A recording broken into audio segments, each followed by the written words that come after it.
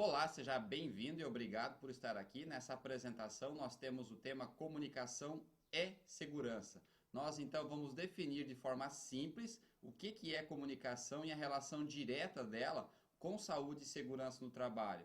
Nós destacaremos como a comunicação nos ajuda no dia a dia, mas principalmente como a falta dela pode ser o maior fator de risco para acidentes e doenças ocupacionais. Nós temos três objetivos para essa apresentação. O primeiro deles é interagir com o conteúdo que a gente trouxe, que a gente preparou para mostrar. Nós queremos refletir sobre todas essas informações com o objetivo maior e principal de agir, colocar alguma coisa em prática, mesmo que seja apenas uma coisa que seja útil para você. Por gentileza, se sinta à vontade para duvidar, perguntar e debater essas informações.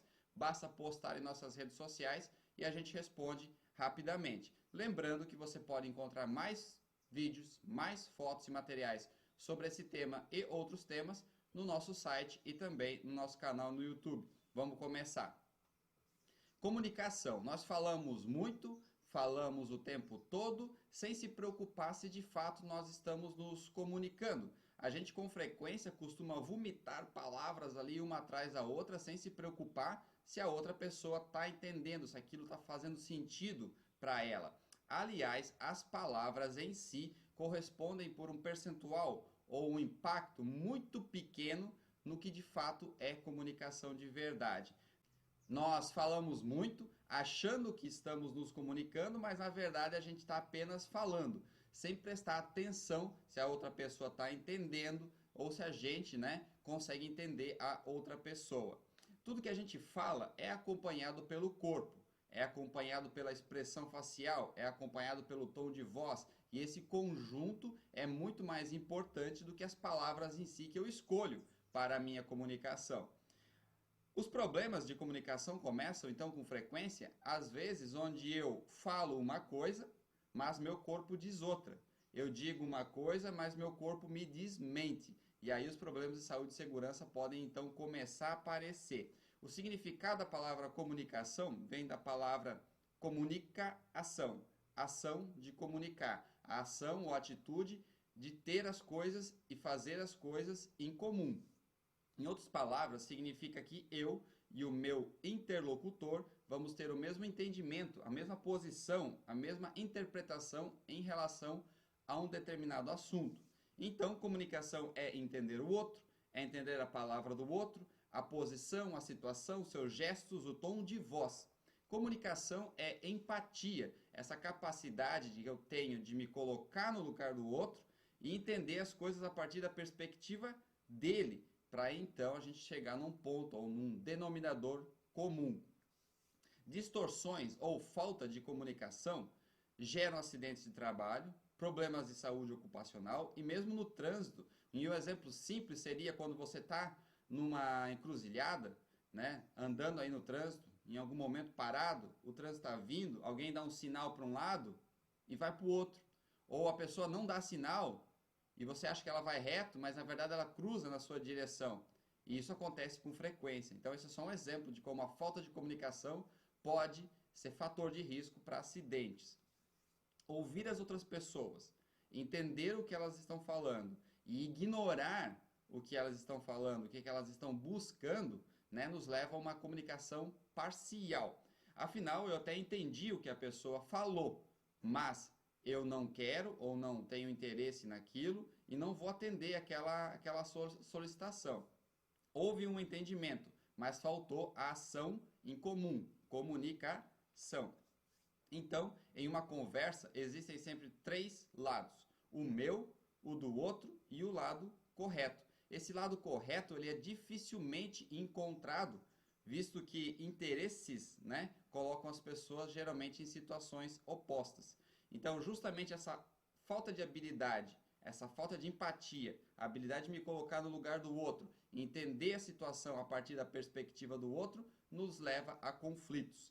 Em uma conversa, há quem fale e há quem escute, e com frequência a gente alterna esses papéis. E algumas coisas acabam prejudicando essa nossa conversa, como no caso de um ruído, certo? No celular ou mesmo no ambiente de trabalho, onde tem muita máquina, existe o ruído. Porém, nós destacamos outros dois elementos muito mais importantes e que atrapalham muito mais a comunicação do que os ruídos. Nós escolhemos a habilidade e escolhemos também o interesse das pessoas em relação ao que está sendo falado. A habilidade está ligada à pessoa que está falando, né, primeiramente, de conseguir perceber ou entender o perfil da outra pessoa e se ela vai conseguir entender o que eu estou falando do jeito que eu estou falando e me adaptar em relação a isso. Assim, enquanto a gente está falando, a gente precisa se perguntar se a outra pessoa está nos entendendo e ela está entendendo do jeito que eu quero que ela entenda. E não que ela entenda do jeito dela, mas do jeito que eu estou passando aquela instrução. Então eu tenho que me ficar perguntando isso com frequência. Escolher palavras bonitas, escolher palavras pomposas, tá? Não vai fazer eu ser bem visto pelas outras pessoas. Ao contrário, vai fazer eu apenas ser bem mal entendido pelas outras pessoas. Então, quando eu estou falando, eu estou escolhendo as palavras, eu estou escolhendo as frases, estou escolhendo o jeito, o tom de voz, o gestual, tudo. E eu, portanto, sou o único culpado pelaquela falta de entendimento. E, no caso, a habilidade também tem a ver com a outra pessoa conseguir entender o que eu estou falando, mesmo que eu tenha escolhido a linguagem correta, as palavras mais simples, certo? As expressões mais comuns, talvez ela ainda não entenda. E talvez eu precise repetir 1, 2, 3 vezes até que ela entenda a mensagem que eu estou querendo passar para ela. Então essa habilidade, né, tem a ver com o meu perfil e tem a ver com o perfil do outro. E eu preciso adaptar o meu discurso para cada um dos meus públicos, sabendo que possivelmente, mesmo assim, alguns deles não me entenderão da forma correta, que é a forma como eu gostaria que eles entendessem, para ter a comunicação, a comunicação. Agora, de longe, o que mais atrapalha a comunicação, na verdade, são os interesses das pessoas em relação àquele assunto. Vejamos alguns exemplos. Se eu gosto de um assunto, se eu gosto de uma apresentação, eu naturalmente tenho a tendência de prestar mais atenção, estar mais ligado, envolvido com aquela apresentação e, portanto, eu vou entender melhor. As ações comuns de entendimento ali vão ser melhores para mim. Agora, se por outro lado eu não gosto do assunto, tá? A minha tendência é ficar mexendo no celular, pensando na vida, né? Ignorando o que está sendo falado, porque eu não gosto daquele assunto, é repetitivo, é chato para mim, e naturalmente eu tendo a entender bem menos do que está sendo comunicado, do que está sendo passado. Pode ser que eu até goste do assunto, mas eu não gosto, na verdade, é da pessoa que está falando. E aí, de novo, eu vou criar uma resistência em relação ao assunto, não que eu não goste dele, eu simplesmente não gosto da pessoa, então tudo que a pessoa falar, para mim não vai fazer diferença. E naturalmente, eu criando essa resistência, eu tendo a absorver menos aquele conteúdo, e aí, lá nos ambientes de trabalho, com frequência nós temos pessoas puxando para um lado e pessoas puxando para outro, porque eles até entendem a situação de maneira geral como um todo, e da mesma maneira. Porém, os interesses, né, geram conflitos. Os interesses são diferentes. O problema é quando são opostos. E aí começamos a ter mais e mais problemas de saúde e segurança no trabalho, ou fatores ou situações que podem favorecer acidentes e doenças no trabalho. Vejamos alguns exemplos. A CIPA pediu uma melhoria de segurança para a empresa. A empresa negou porque quer reduzir custo. Então, nós temos dois interesses distintos aqui, o interesse da CIPA por mais segurança e o interesse da empresa por mais economia. Próximo exemplo, um funcionário pediu para o encarregado rever um procedimento de trabalho para algo mais seguro. Ele até chegou com a ideia pronta já, porque ele está ali todo dia. O encarregado então disse, não, faz do jeito que você sempre fez, faz desse jeito, a gente não tem tempo. A gente está com relatório, está com fechamento, está com meta aí para cumprir, faz do jeito que você fez. E vem fazendo.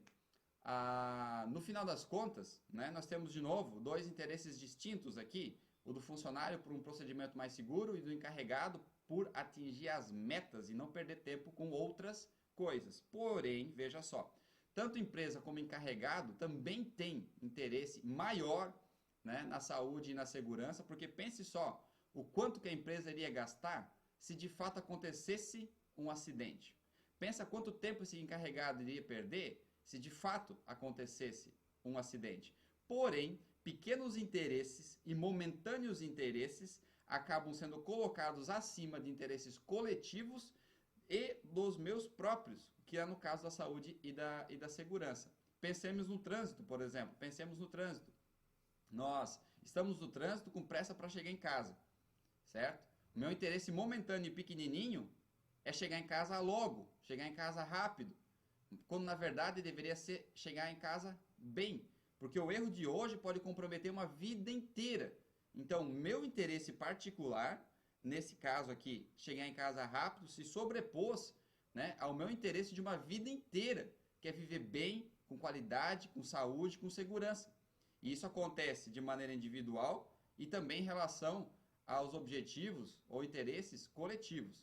Então, se a gente tem dificuldade de conciliar esses interesses em casa, quem dera conciliar interesses assim no trabalho? E se já temos dificuldade de conciliar esses interesses em casa e também no trabalho, quem dera na sociedade como um todo, como no caso de jogar lixo na rua. Todo mundo está interessado em um ambiente limpo, certo? Porém, em pequenos momentos, né, curtos momentos, interesses pessoais, né, como no caso do nosso exemplo aqui, ela só queria se livrar do lixo, que se sobrepôs ao interesse maior dela de ter um ambiente limpo, que é interesse de todos também. E assim vale para meio ambiente, para saúde e segurança, também questões relacionadas ao lar. Algumas dicas então para finalizar o nosso assunto da comunicação. Quando você estiver se comunicando, estiver conversando com alguém, escolha as palavras certas para falar com aquela pessoa de acordo com o que você entende aquele perfil da pessoa. Se de repente você vê que ela é uma pessoa estudada, você pode usar palavras mais elaboradas para agradar, para tornar aquela conversa agradável para aquela pessoa. Se você vê que essa pessoa não é tão bem estudada assim, é uma pessoa mais simples, utilize essa linguagem mais simples também. Então adapte o seu discurso, as suas palavras, as suas expressões à pessoa com quem você está falando.